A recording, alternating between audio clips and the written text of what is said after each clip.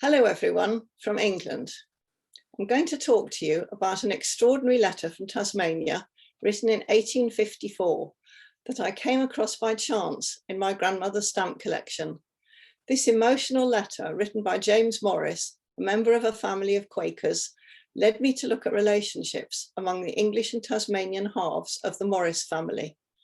The presence of an unfranked penny stamp on one of its centre pages may be the reason why the letter has been preserved in England for over 150 years. The title of this talk is a homage to Robert Graves's 1984 novel, Antigua Penny Puce, the fictional story of the world's rarest stamp. Here you can see the relevant members of the Morris family who appear in this talk. Parents Thomas and Sarah, born around 1800, lived in various locations in Essex and London's East End. Their three oldest children, born between 1824 and 1828, all remained in England. The youngest four, born between 1830 and 1842, all emigrated to Tasmania, as did their parents. Correspondence plays a vital role in documenting past lives. Letters can tell the story of a family, giving us a picture of family roles and relationships and allowing us to imagine how people interacted, something that is not possible from archival materials such as census returns or ship's passenger lists, useful though they are in gleaning facts and positioning events in time.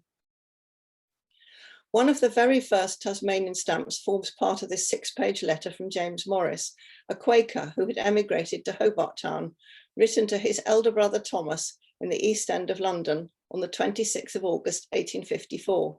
The stamp is there as part of the letter's appeal to Thomas to join his brother overseas and to show that the colonies are not uncivilized, as they even have a proper postal service.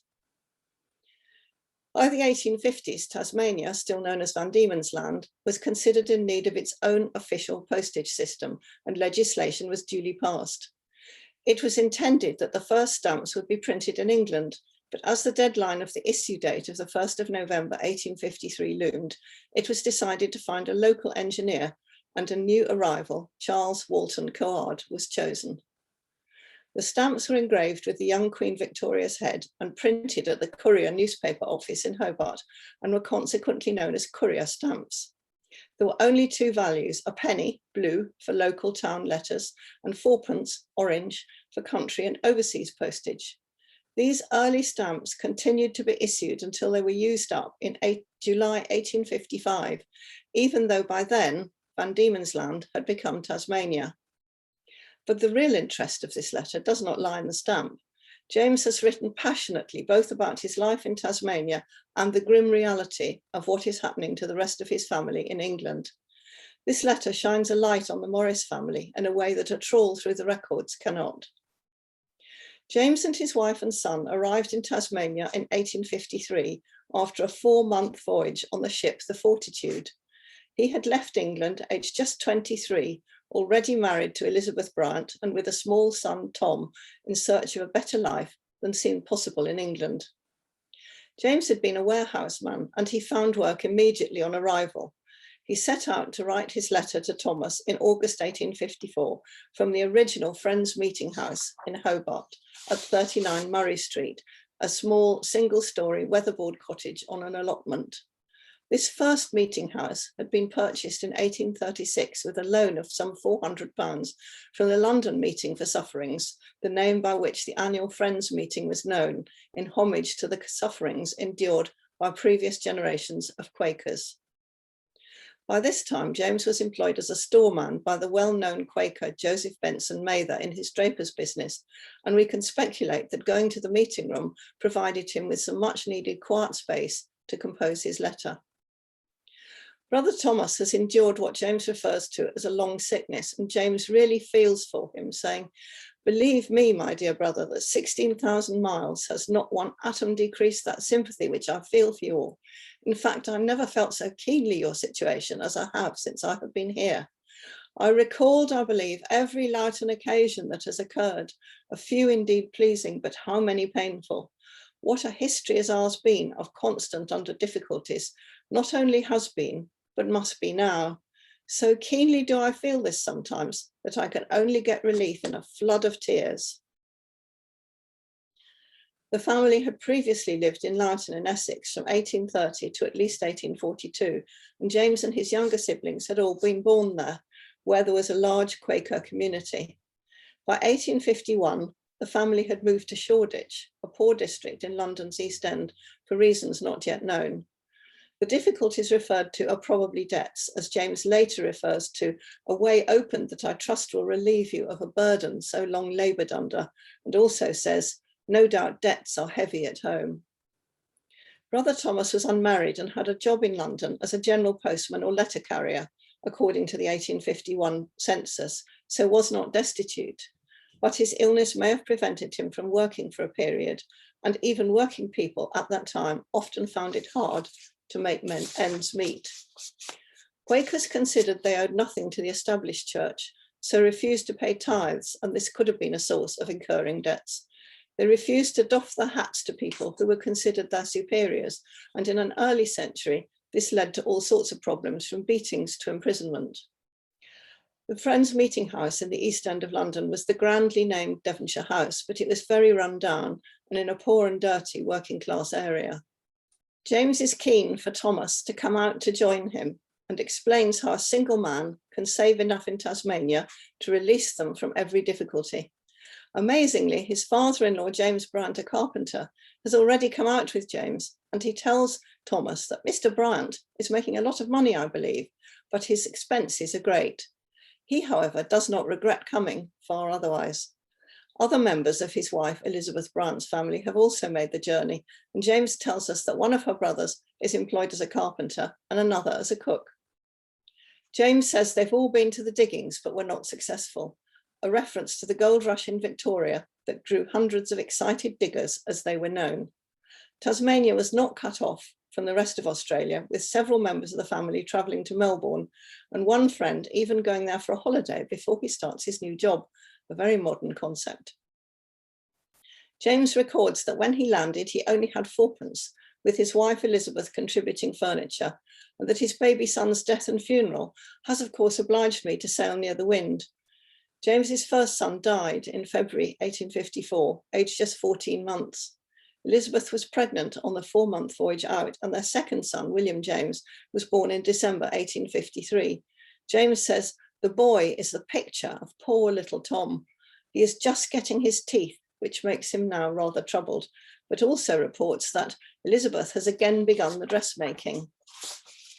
In England at that time, most of the dressmaking businesses for women were a form of sweated labour, where women worked out of their own homes, making shirts or garments for working people. The pay for this work had steadily decreased since the 18th century, as the managers who distributed sewing to home workers began taking larger shares of the profits. In addition, workhouse inmates were forced to produce garments for very meagre wages, so that independent seamstresses had to reduce their profits to compete. For many, there was simply not enough hours in the day to make a wage on which they could survive. It may be that conditions in Hobart were better, as perhaps there were fewer women there with these skills. James suggests there's a way out for Thomas and his siblings. This is that the family should come out together and rid themselves of the debts. James knows that his younger brother William is keen to come, and he would like to send a ticket for a place with the Emigration Society, but he needs to know who will come so he can put the name on the ticket. I should like to have Anne out directly. I'm sure she'd like Hobart Town and settle down with Elizabeth in the dressmaking business, he says. Younger sister Anne is a milliner, skilled in making hats and bonnets, so part of the dressmaker's trade. Concern for family is the overriding theme of much of the letter, and then there are the descriptions of life in Tasmania to encourage them to come out and join him.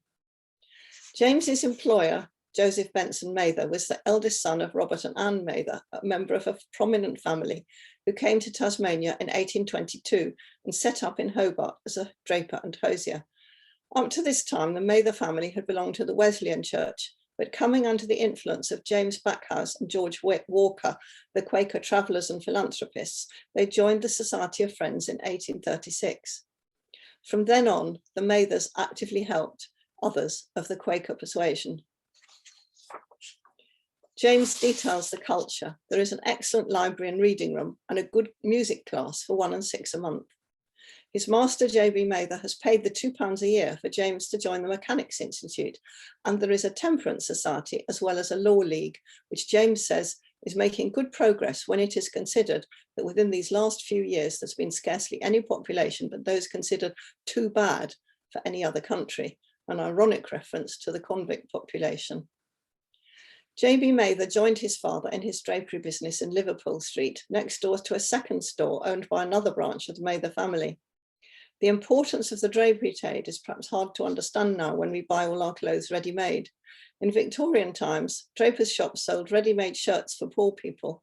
For those better off and fashion-conscious, dresses were made up of lengths of cloth to make an individual garment.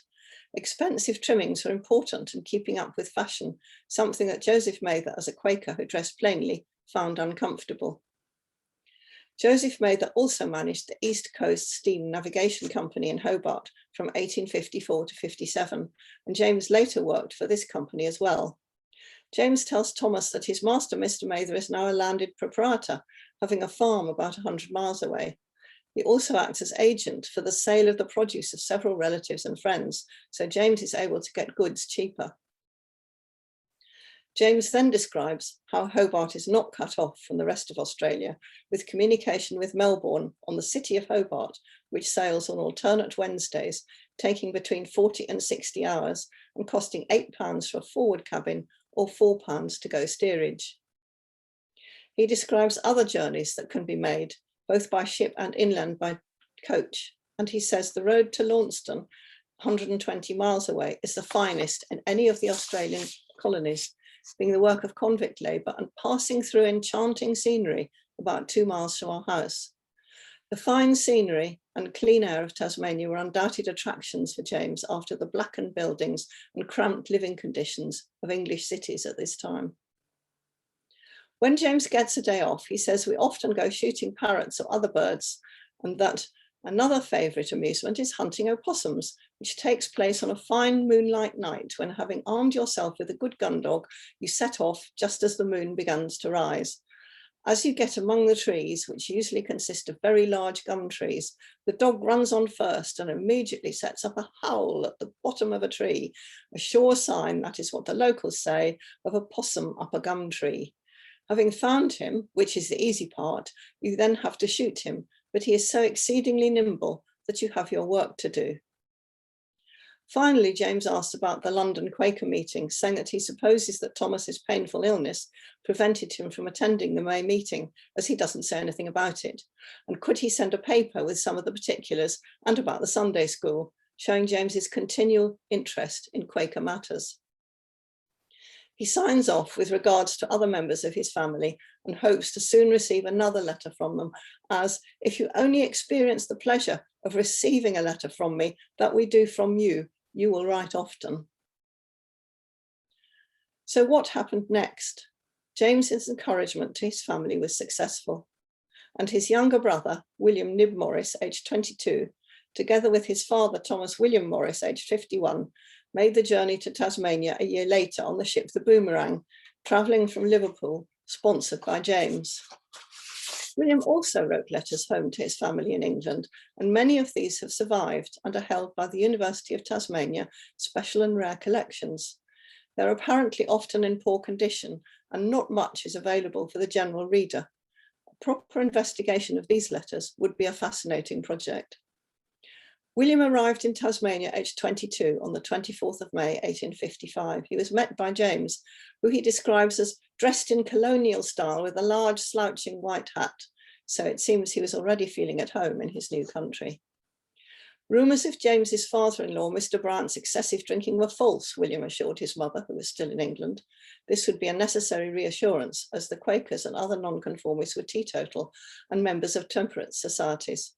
His father, Thomas Morris Sr., a boot and shoemaker, got a job immediately with Mr. Mather, while William started working for an ironmonger. They were living with James and Mr. Bryant, but William tells his mother that James is charging them too much for the lodging.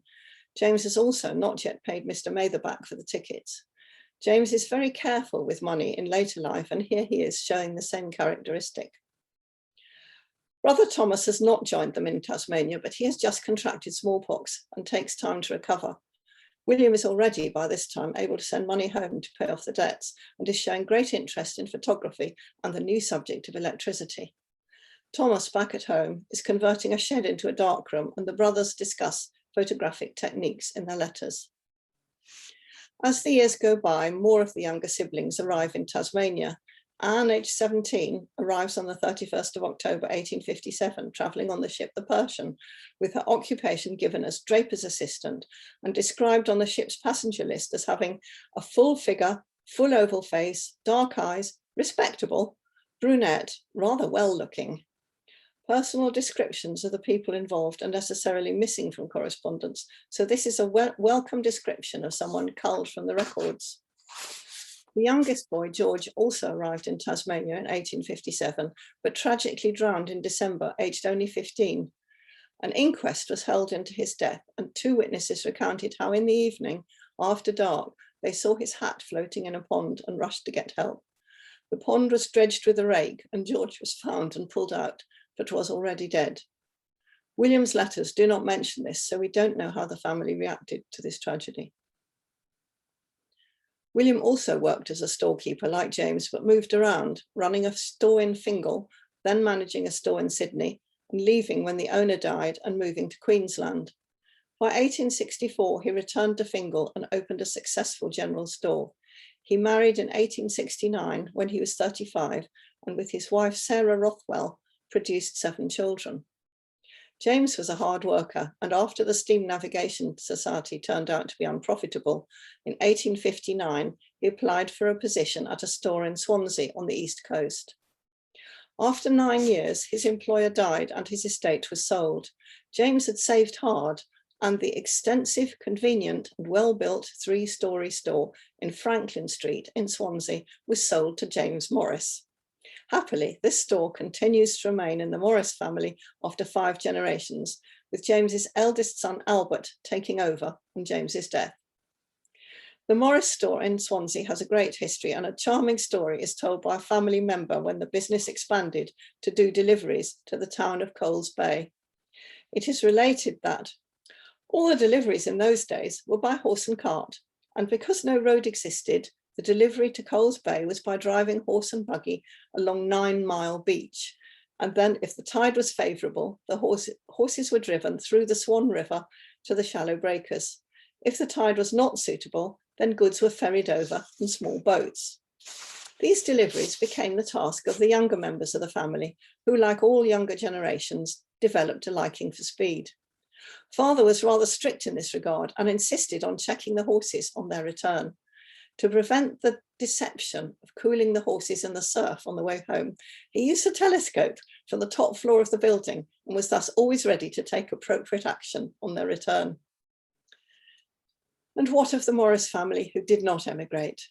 By 1861, James and William's mother, Sarah, had joined her husband in Tasmania. So there were only the 2 eldest girls, Sarah and Mary Ann, left behind with brother Thomas.